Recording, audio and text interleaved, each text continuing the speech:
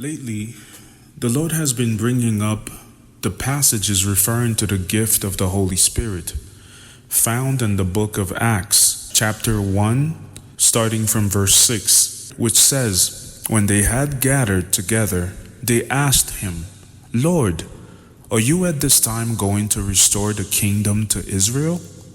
He answered them, 'It is not for you to know the times or seasons that the Father has established by his own authority, but you will receive power when the Holy Spirit comes upon you, and you will be my witnesses in Jerusalem, throughout Judea and Samaria, and to the ends of the earth.'" Interestingly, brothers and sisters, I got this rhema 3 days in a row. And right before preparing this message today, I got it again, a 4th time, as if to confirm that truly the Lord desires for you to know what is on his heart and his plans for you in this season of your life.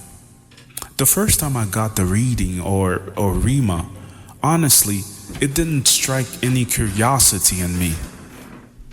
I can't pretend that I even remember contemplating it or even think about it further after reading it. However, the next day I got the same reading again. And I thought to myself, but I got this already. This time around, it puzzled me. So I thought about it a little bit, because I don't believe in coincidences. God and coincidences cannot coexist. Therefore, like I said, I dwelled on it a bit, but I had things to do, so again I moved on to the next thing. The next day, I got the same readings again. Well, this time, it stopped me completely in my tracks. This time, I had to know what it was that the Lord was trying to tell me. And before I continue, as an aside, like Mother Lisha usually says, I would like you to consider this. I would like you to consider how faithful our God is. He is faithful. He is patient. He is a loving God. Because even though I paid him no mind the first 2 times, he repeated himself just enough times to catch my attention. He is an amazing friend. Oh, where would I be without this friend?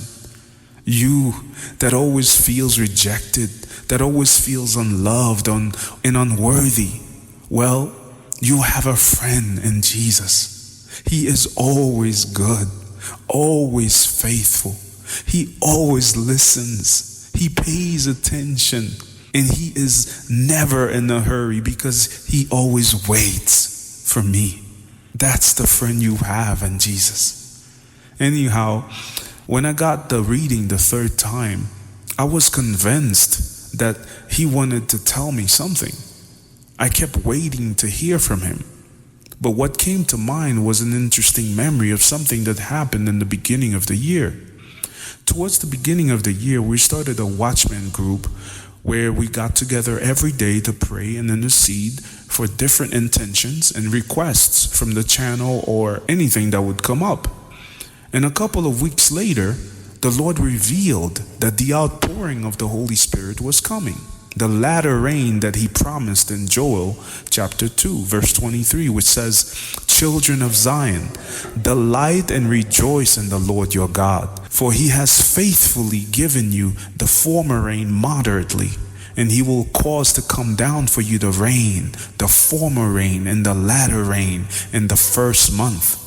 That is also mentioned in Hosea chapter 6, verse 3, which says, let us strive to know the Lord. As certain as the dawn is his coming, he will come to us like the rain, like the latter and former rain unto the earth.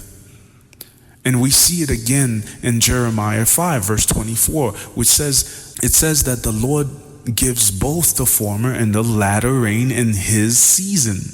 And in the New Testament, it says in James 5:7, "Be patient, therefore, brothers, until the coming of the Lord. Behold, the husbandman waits for the precious fruit of the earth, being patient with it until it receives the early and latter rain." If you recall or remember that in the beginning of this message, I mentioned the rhema or reading that I kept getting where the Lord answered the apostles saying, "It is not for you to know the times that the Father has established by his own authority, but you will receive power when the Holy Spirit comes upon you." And yeah, it was nice to remember these verses and to remember what happened in the beginning of the year, that the Holy Spirit is going to be poured out upon us and that we would receive power. You know, there are plenty of teachings online about that and plenty of prophecies. So again, the hot mess that I am, I moved on again because I had things to do. I know. I'm a hot mess. Quoting Mother Lisha again. But later on that day, we had the biweekly meeting where the whole team comes together to pray and fellowship. And I started realizing that many was feeling down and carrying a heavy cross, to the point where some were even saying that they didn't think that they were going to make it this time, for sure.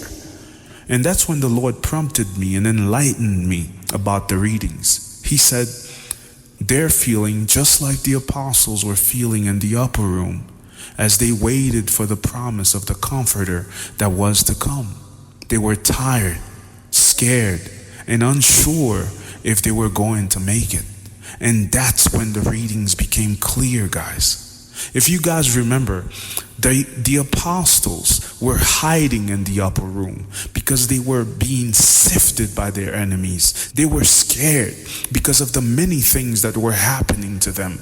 And it was during that trial, while hiding and praying, that they received the outpouring of the Holy Spirit.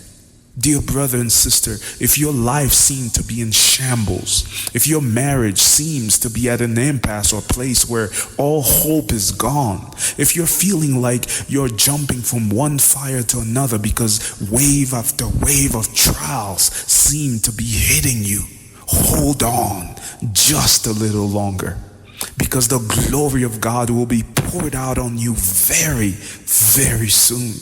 Because if you remember, after this outpouring happened, nothing scared them. They became bold to the point where they were even flocking to the guillotines. They were waiting in line to be martyred for the Lord. Hold on just a little longer.